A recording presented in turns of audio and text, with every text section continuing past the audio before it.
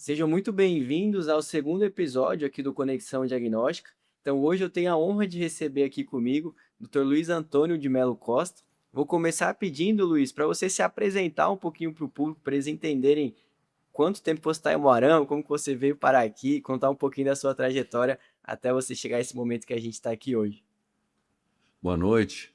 Na verdade, quem está honrado sou eu com o convite, Isso. certo? Eu estar numa mesma mesa contigo, para mim é uma alegria muito É a grande. minha, é a minha. Por quê? Porque quando eu cheguei em Moarama, seu pai era o grande radiologista e único da nossa região.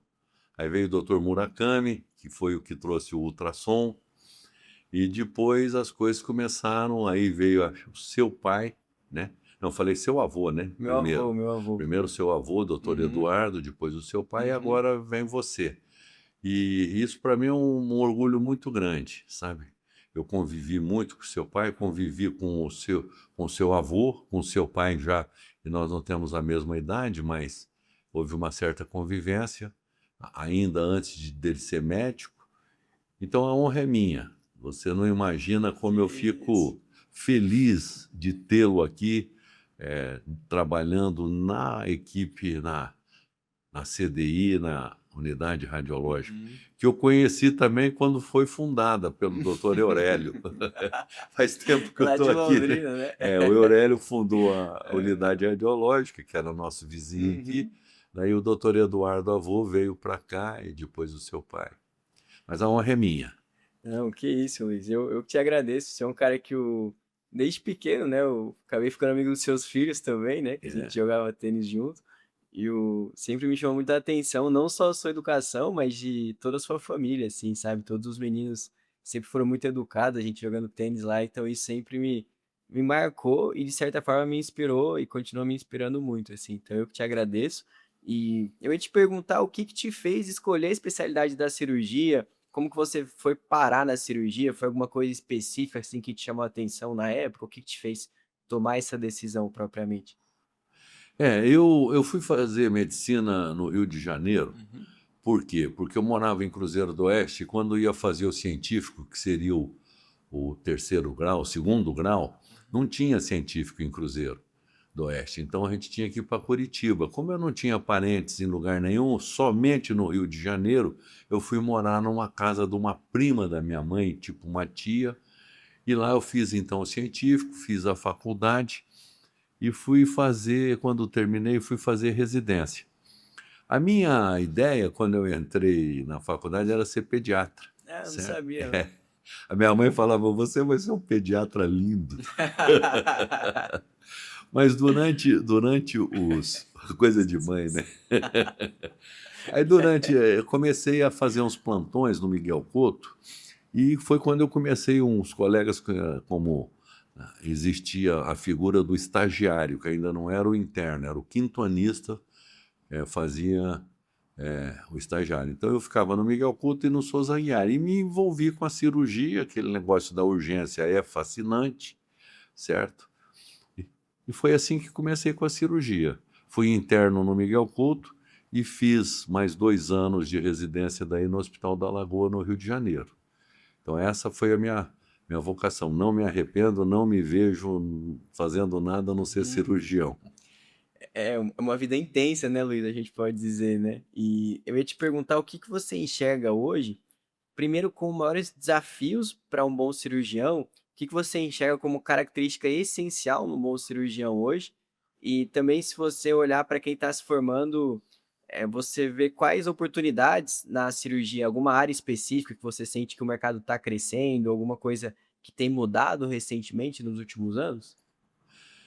Tem, e muito, né? Quando eu me formei, Uhum, eu fui, para você ter ideia, o meu chefe do serviço de uhum. cirurgia do Hospital da Lagoa, Dr. Felício Falso, por quem eu tenho um carinho muito grande, ele pediu para eu ir lá no Estácio ver o que estava chegando um aparelho que via pedra na vesícula. Primeiro ultrassom do Rio de Janeiro, eu e o outro R2 fomos buscar informações que Sério? ninguém sabia nada. Aham. E quando a colega falou, ela tinha feito uma especialidade na Espanha, falou que se 100% de chance de ver pedra na vesícula, ele não acreditou nem nós, Você vê a desinformação. E também no Hospital do Andanaí tinha o Centro de Hemorragia Digestiva, que o nosso professor Luna trouxe o primeiro endoscópio, certo? Então, para você ver como eu me formei em 81, nesses 45 anos, esse ano eu vou comemorar 45 anos de Legal. formado, como a medicina evoluiu, Sim, sim, certo? sim, sim. Então, só que hoje, o que acontece? Eu sinto assim, está um pouco mais fácil, porque tem muitos protocolos. Sim, sim, sim. Quando eu me formei, não tinha protocolo, eu não tinha liberdade de conversar com os chefes, Sim, sim. sabe? Havia uma distância muito grande. Hoje você tem um protocolo, pá, assim, pá. E a própria endoscopia está muito sistematizada, sabe? Então, o que eu acredito hoje? Você tem que saber aprender a não operar. Operar é fácil, é meio técnico, sabe? E então, seguir aqueles indicativos de cirurgia ou não, esse aí é o caminho.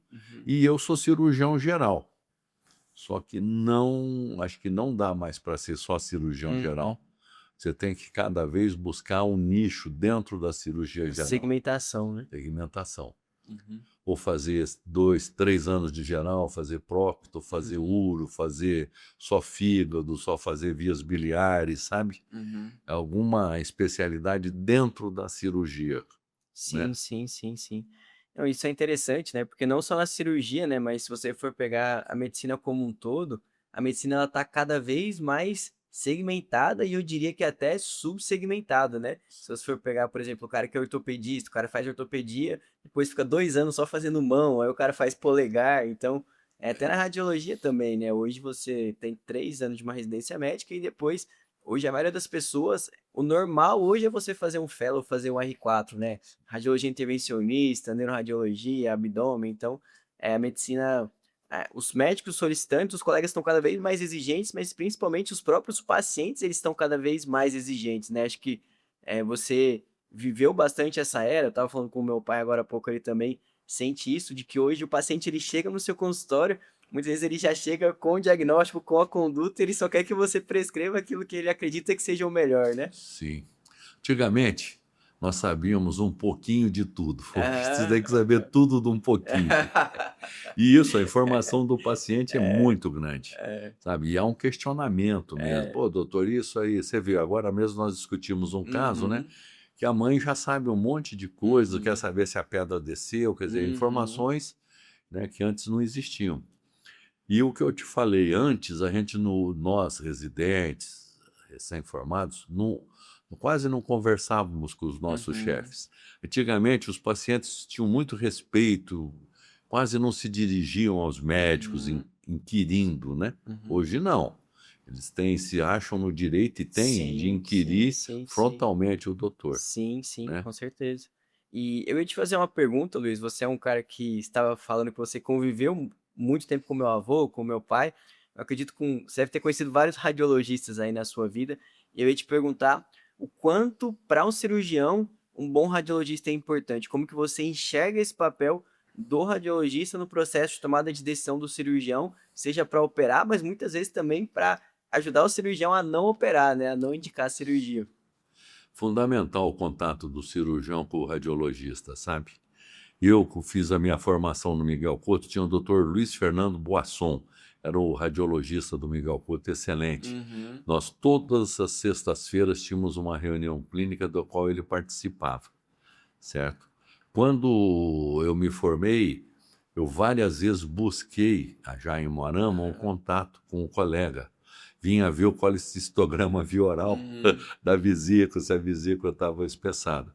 E você é testemunha que eu converso com o seu pai quase todos os dias, certo? Esses dias eu estava assistindo uma aula do Dr. Francisco Calejas, neto, um cirurgião de pâncreas da Unicamp. Ele fala que ele vai conversar com o radiologista antes de fazer a cirurgia. Às vezes os auxiliares dele falam assim, professor, como é que você sabe que você... Não, é porque eu já fui estudar essa variante anatômica lá com o meu radiologista, sabe? É muito importante. Você vai com mais tranquilidade, mais confiança. Graças a Deus eu tenho esse acesso ao seu pai, ele facilita muito, sabe? Quantas vezes eu termino a cirurgia, mando o vídeo para ele. Foi, Uhum. Eduardinho, exatamente o que você falou, Uhum. certo? Uhum. E quando há alguma diferença, eu discuto com ele, ó, Eduardo, ali não Sim, era sim, assim, sim, sabe? sim. Isso dá um crescimento profissional Com certeza. e uma melhora nos seus resultados Com cirúrgicos, certeza. sabe? É importante. Eu acredito que é o famoso ganha-ganha, né? É isso O aí. radiologista aprende um pouco da visão cirúrgica do cirurgião e o cirurgião também ele aprende o básico ali para ele saber ver um exame de imagem, né? Acredito que hoje o seu conhecimento de tomografia, por exemplo, ele deve ser muito grande já, né? Inclusive, Eduardinho, quantas vezes eu pego um laudo pronto, lá no Uhum, CEMIL, hoje à noite, por exemplo, uhum. e a indicação de cirurgia. Aí eu venho aqui discutir com o teu pai, porque o cara que deu o laudo, o colega que deu o laudo, às vezes não sabe a história toda do Sim, sim, paciente. sim, com E aqui eu certeza. conversando com ele, "Ó, Eduardinho, essa história é assim, assim, assim, ele vai procurar o que nós queremos saber, Sim, com certeza. sabe? Então muda o laudo. Com Não que o certeza. colega tenha dado o laudo Sim, errado, é que sim, o sim, enfoque é sim. outro, Com certeza. né? Eu acho, acredito que a vantagem de vocês como cirurgiões, o clínico também nessa mesma ideia, é que vocês têm o paciente, entre aspas, na mão, né? Então vocês Isso. têm o doente ali para examinar ele, né? Então isso, a gente às vezes vendo uma tomografia, vendo uma ressonância, no ultrassom não é o caso, mas às vezes a gente tem essa dúvida, né? Como será que tá o exame físico desse cara, né? Então assim, o que Isso. que ele realmente quer de mim, né? Isso mesmo. Nesse exame. Então por isso que eu sou particularmente fã, né? Eu fiz a minha residência médica no Sírio, fiquei 3 anos em São Paulo no Sírio Libanês, mais um ano no Hospital das Clínicas da Faculdade de Medicina da USP.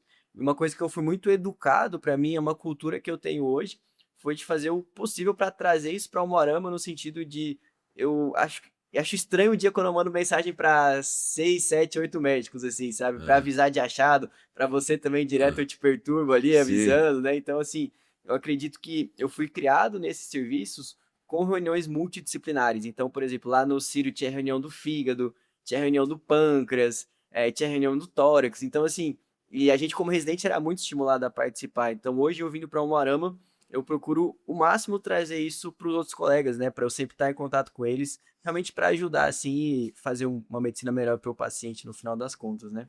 É que deve ser uma angústia sua também, né? O que ele quer saber, né? A gente fica meio receoso, assim, às vezes de dar muita informação desnecessária, às vezes o que é o necessário, às vezes a gente não escrever, né? Então, é Eu, por isso, assim, se eu tô com medo, eu ligo, assim. Não com medo, né? Mas, assim, se eu tô com receio de eu não estar escrevendo alguma coisa que ele quer saber, eu pego o telefone e ligo, né, Luiz? Acho que sim. essa humildade em aprender é algo valioso, né, na medicina. E você sabe que eu falo para os meus pacientes. Às vezes Sim, eu sim, peço um sim, sim. ultrassom, eu não sei se ele às vezes vai fazer aqui ou em outro Sim, serviço. sim, sim. Eu falo a você, olha, qual que é a nossa dúvida? Eu quero saber se você tem uma hérnia aqui. Uhum, uhum. O doutor está do teu lado.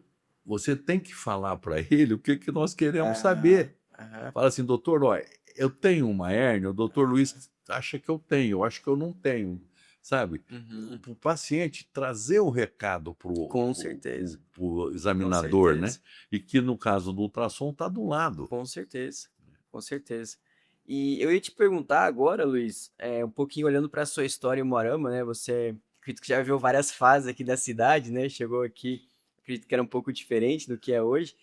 O que que você acredita que foram as principais características, os principais pilares que te sustentaram durante tanto tempo com uma carreira de tanto sucesso, né? Porque se for parar para pensar, você falou de 45 anos de formado, e assim, como toda profissão, é difícil uma pessoa ser constante e ter sucesso durante muito tempo, né? Chegar já é difícil e se manter ainda mais, né? Então, o que que você acredita que foi fundamental para você ter tido uma carreira de tamanho sucesso assim, não só aqui em Moarama, mas em toda a região durante todo esse tempo?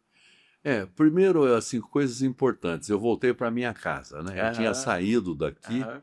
já morava aqui, fui fazer o meu curso lá fora, a especialidade, e voltei para minha família. O que para mim foi ótimo, sabe? Eu consegui dar uma sustentação para minha família toda. Uhum, uhum, Segundo, uma coisa que é interessante, que eu acho que é importante, sabe? Isso talvez faça o que você goste. uhum, Sabe, você fazendo o que você gosta é bom. Eu, às vezes, quando eu olho no relógio ali, é 2:30 da tarde, eu não percebi que eu estou no consultório, sabe? Porque você está tão envolvido, uhum, né? uhum, E, então eu gosto do que faço. Depois, quando eu cheguei em Moarama, tinha 7 hospitais, uhum, certo? E eu tinha o Hospital Moarama, o Hospital São Lucas, o Hospital Rio de Janeiro, o Nossa Senhora Aparecida, e etc. Daí os serviços foram se fechando. uhum. E eu parei também de ir em hospitais e me fixei no CEMIL.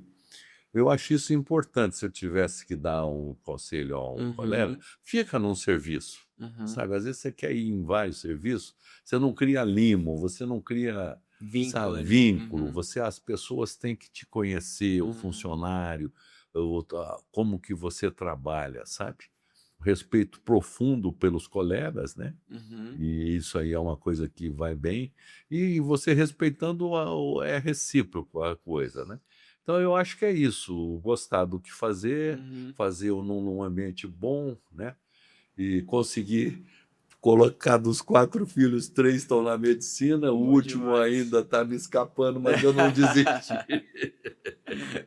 entendeu? Porque e às vezes eu penso assim, né, a medicina é absorvente, sabe, te suga, te suga. Hum, Mas por que que eu fui pôr meus filhos nisso, né? uhum.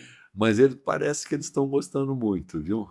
Então sim, eu conversei com um deles, com o Luiz Guilherme, esses dias aqui, ele tá super feliz, ele tava aí de férias aqui em Moarama, né? Aí conversei, ele tá gostando sim. E eu ia te perguntar, agora olhando um pouco para cenário de futuro, a gente está falando em 2035, a gente tem uma estimativa de mais de 1 milhão de médicos aqui no Brasil.